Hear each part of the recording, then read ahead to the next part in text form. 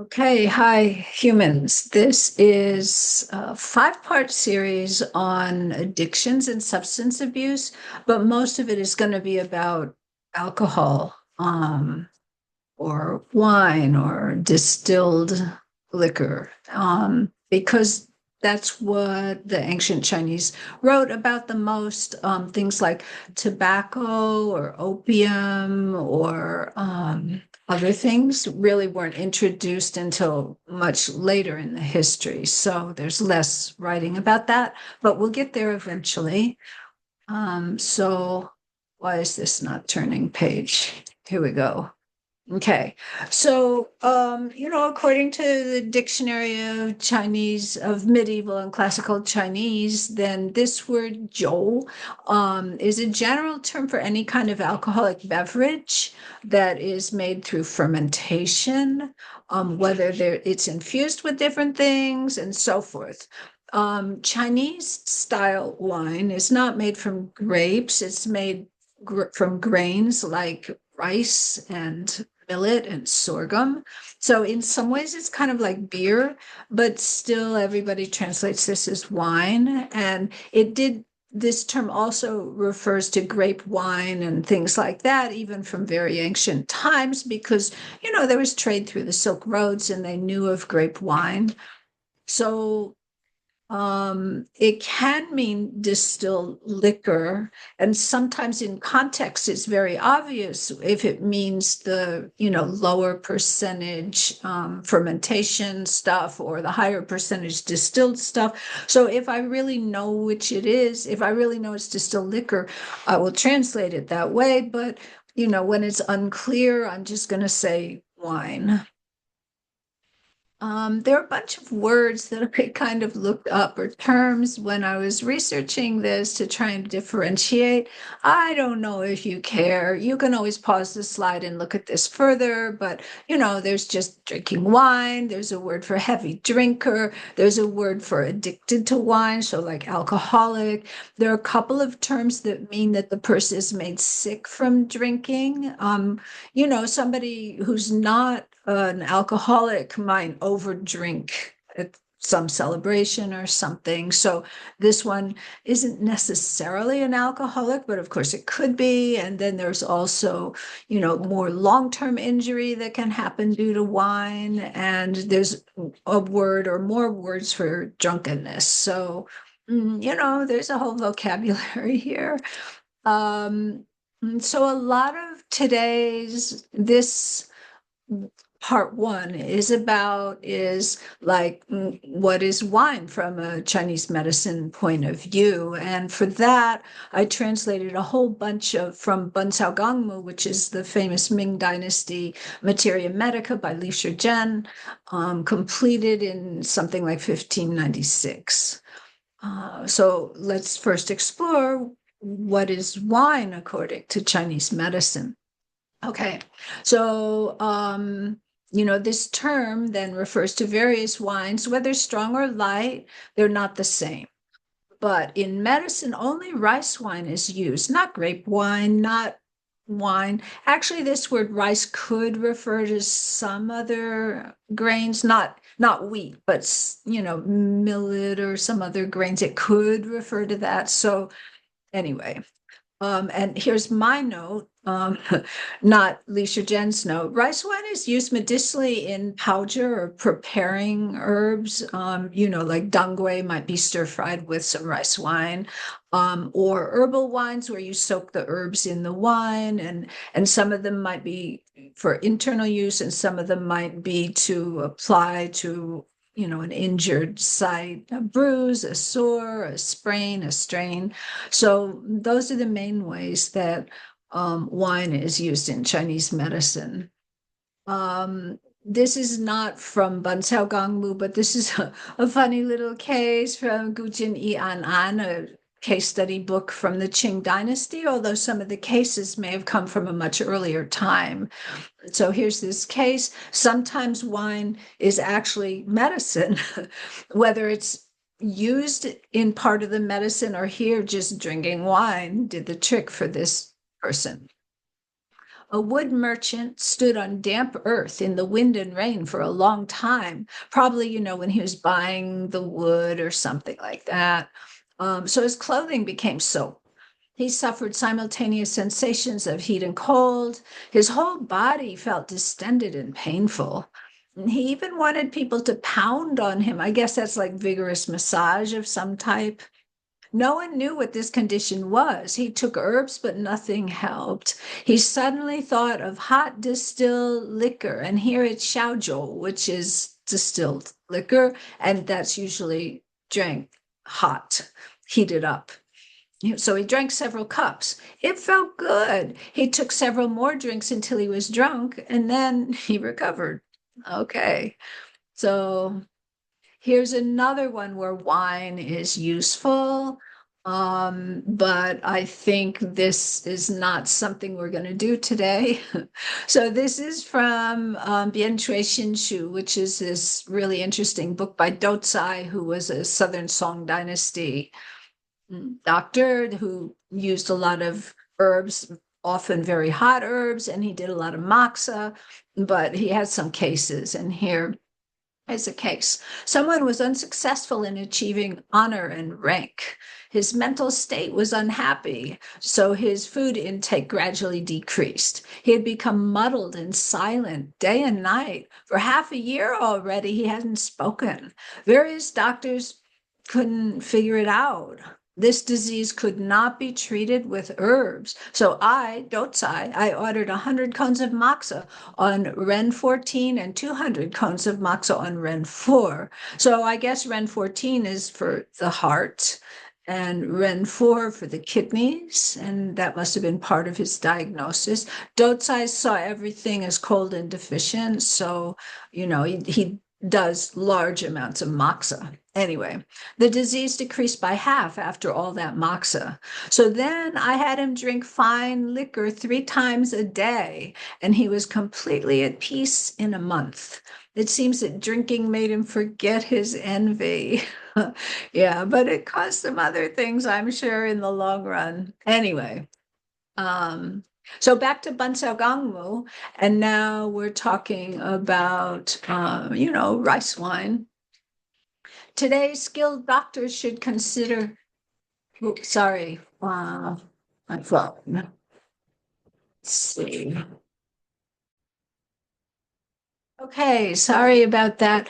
My mom's in the hospital, and that was the doctor. So rather than start this whole thing again, I'm just going to keep going. Sorry for that little intermission. Anyway, okay. So we're back to Bencao Gangmu by Li Shijian, and he said today, skilled doctors should consider what is appropriate to use for the patient, for the situation, for the condition. But skilled drinkers only select wine by its flavor, disregarding whether it could be used as medicine. So skilled drinkers, that's a phrase. Yeah, people who are good at drinking versus people who are good at doctoring. Anyway, so drinkers only care about the flavor and the effect, whereas doctors care about which one is appropriate for the patient. However, drinking wine for a long time never fails to cause disease. This substance acts to harm and to benefit at the same time. So how could you fail to be careful? This thing has its benefits, but it also has its dangers. So we have to be careful with it. And then here, like I have a little bit of information. Again, I'm jumping away from Bencao Gangmu, and here's a case where the wine is causing problems. So somebody named, a doctor named Jiang, you can see he's like late Ming Dynasty, early Qing Dynasty. He treated a patient named Huang, who was over 40 years old. Mr. Huang got drunk and went to a brothel. He's like, using prostitutes and stuff like that. And he was so drunk that he fell asleep outside in the wind. When he woke up, he suffered headache, fever, spontaneous sweating, night sweating, and he stopped eating and drinking. So a doctor treated him for more than 10 days, but he didn't get any better. So Dr. Jiang came and felt all his six pulses, three on each side, which were floating and flooding, but they were open and clear. So I'm not really sure what open and clear means in regards to the pulse, but that's what it says. Anyway, floating, exterior wind. He slept outside in the wind, and flooding, it's definitely excess, maybe heat. So it was open and clear with heavy pressure. This was from drinking wine in the wind. It's called leaky wind, which comes from Suwen chapter 42. So before we finish the case, let's see oh, no, we are finishing the case first. Sorry. So Dr. Zhang had him take Baiju, attract a lotus, and Zixie, lismatis, is that what it is? Boiled in wine. And that comes from Suwen chapter 46, which we're going to look at. The fever abated, but the sweating didn't stop, and the pit of his stomach felt watery. This was the result of longing and worry. So there's some emotional involvement here too. So Jiang gave him guipi tongue, adding a few herbs. Ma Huang gun, which is the root of ma huang, which I think stops sweating, and guijer, cinnamon twig. He was cured after 10 doses, except his headache didn't recover. So Dr. Jiang blew white daikon juice into his nose, and it immediately stopped. So, daikon is the big white radish that's used in China. In China, it's called wobo. And, Japan and Korea, it's often fermented and so forth. But here he blew the juice into Huang's nose, and the headache stopped. So nasal therapy, that's a whole other thing that I've talked about elsewhere.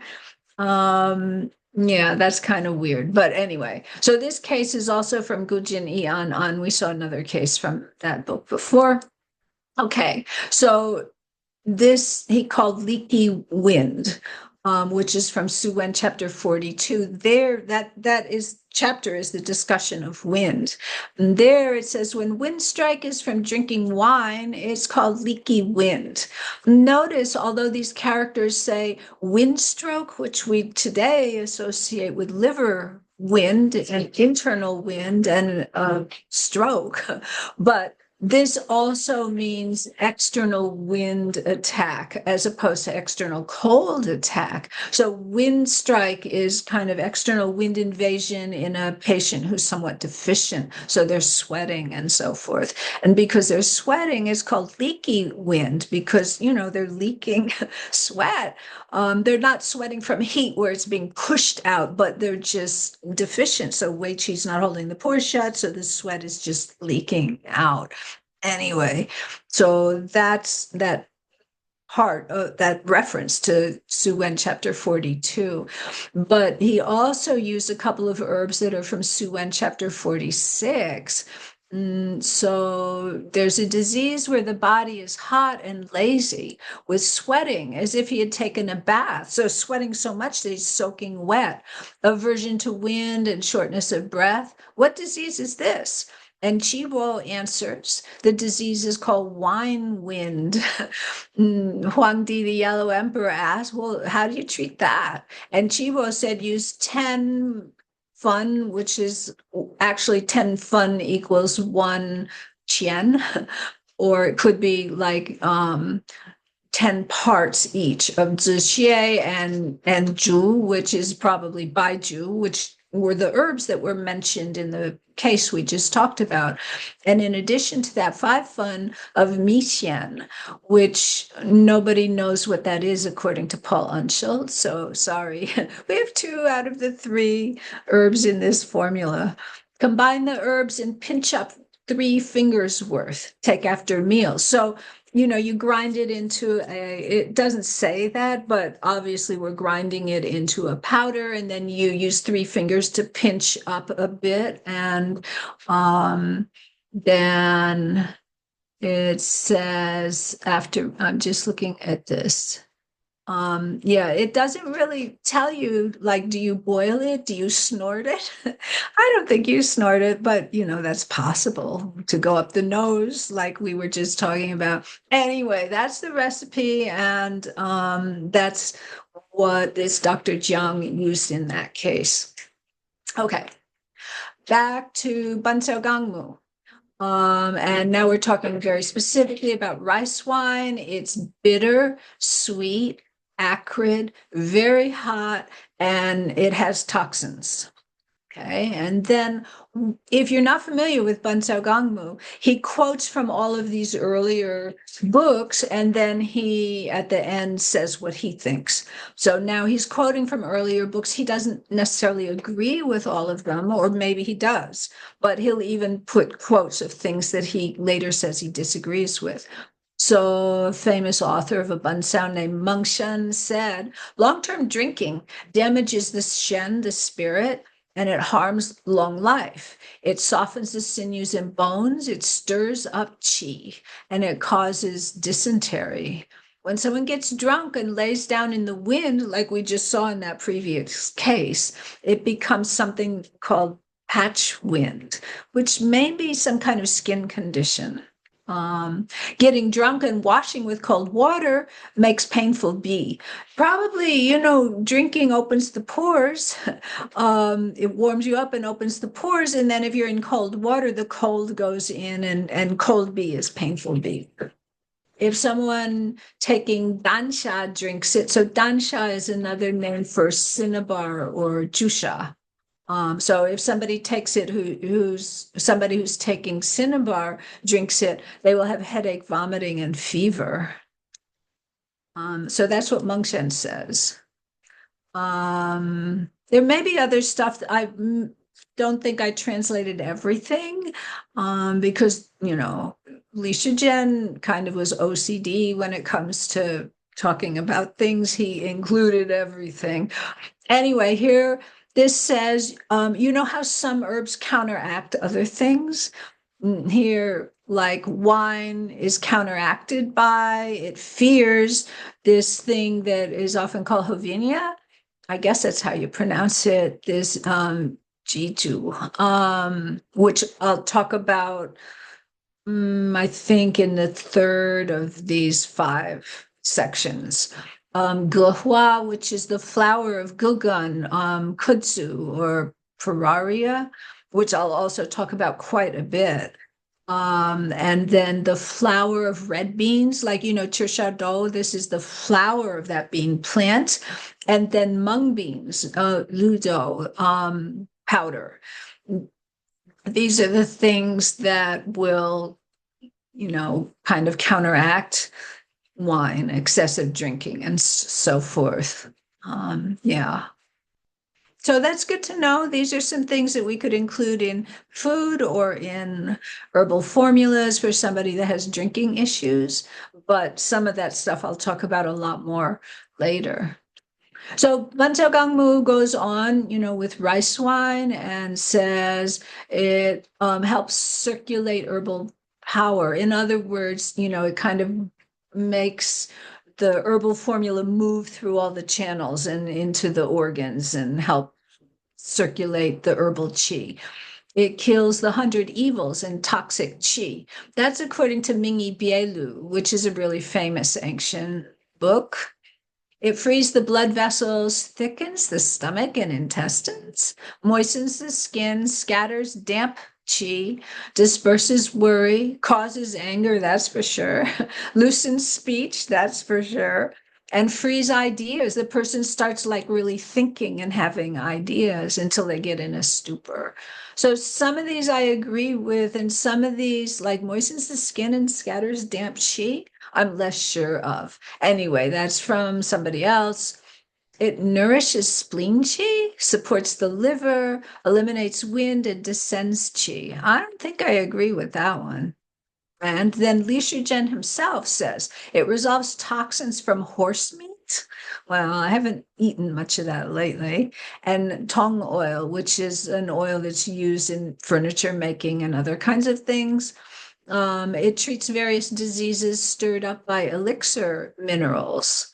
Where before they just said if you take it with dancha, it will cause side effects, cinnabar. Anyway, and it's very good to drink it hot. You have to heat it. Don't drink it cold like we always do here. He goes on and says Tao Hong Jing, he quotes Tao Hong Jing, who is, I think he's the one who wrote Mingi Bielu, that was mentioned before. He says, great cold can even freeze the sea, not the ocean, but like a big lake. But only wine will not turn to ice. Its nature is clearly hot. It's true, you can't really freeze alcohol. You put it in the freezer and it doesn't freeze. So that shows just how hot it is. It takes first place for being hot among all things. Herbal doctors often use it to circulate the power of the herbs. We saw that before. When people drink too much, their body is abused and their shen, their spirit, is confused because of its toxins. He goes on. There are only a few more slides in this section, so bear with me, but it's good to know what we're talking about. So another book called Wo Wu Zhi, like a record of all things or something like that, tells a story. So there are three people, he names the three people that risked traveling in the morning fog. They had to get someplace, but these fogs and miasmas and so forth can cause disease. So one of them had drunk wine in the morning, one of them had eaten a full meal, and one of them hadn't taken in anything. The one who had the empty stomach died. The one who had a full meal got sick but didn't die. The one who drank wine remained healthy. This is the power of wine to ward off malignity, really bad, evil stuff. It's more effective than eating. It goes on. Somebody named Wang Ying said, people realize morning drinking is forbidden, but they don't realize evening drinking is even worse. When someone goes to sleep at night, already drunk and full from eating, from dinner, full, like satiated, heat obstruction damages the heart and the eyes. Qi gathers and collects at night, but wine expresses the qi outward so it can't gather and collect, and that makes chaos of the clear and bright aspects of the mind, the clear bright orifices in the mind. It taxes the spleen and stomach, it collects dampness, engenders sores, it stirs up fire, and it assists desire. So they're talking sexual desire here. And as you know, in Chinese medicine, excessive sex is, not considered to be good. And, people get drunk and have sex, right? So many diseases result as a consequence. Drinking a small amount of wine that's made with yeast, like bread yeast, so that's like, the thing that's kind of similar to beer. It harmonizes blood and moves qi. It makes the shen sturdy and it resists cold. It dissipates worries and dispels sadness. But when someone drinks to their heart's content, it damages the spirit and consumes blood. It debilitates the stomach and destroys Jing essence. It engenders phlegm and stirs up fire. As for sinking into immoderation with constant drunkenness, it results in disease and defeats one's actions when, it's just a mild case of, when somebody's alcoholic but not too bad, it does these things. But when it's severe, one forfeits the nation, loses one's family, and life falls away from their body. The harm is so great, you cannot put it all into words. So, yeah. So alcohol does have its good aspects, but it's so easily abused. And finally, the last two slides are about distilled liquor, xiaojiu. And so it's acrid, sweet, very hot, and very toxic. So Li Shuzhen says drinking too much of it spoils the stomach, damages the gallbladder, loses the heart, mind, harms longevity. In extreme situations, the person will die after it blackens the intestines and corrupts the stomach. Eating ginger or garlic with, hard liquor makes hemorrhoids. Okay. Salt, cold water, and mung bean powder resolves its toxins. We saw mung bean powder before. So, if you have somebody who drinks too much, maybe you should grind up some mung beans and have them in reserve. Um, okay. Last slide for this first part. So distilled liquor, what are its functions? It disperses cold accumulations and cold chi. It dries dampness and phlegm. Remember somebody else said, oh yeah, he's saying it dries dampness and phlegm, but a lot of people say that it, engenders dampness, damp heat. Anyway, it opens constraint and bindings like little lumps and nodules and stuff like that. It stops watery diarrhea. It effectively turns cholera, sudden turmoil, huolian, malarial disease, and difficulty swallowing, these kind of blockages, cold pain of the heart and abdomen, yin toxins with desire to die.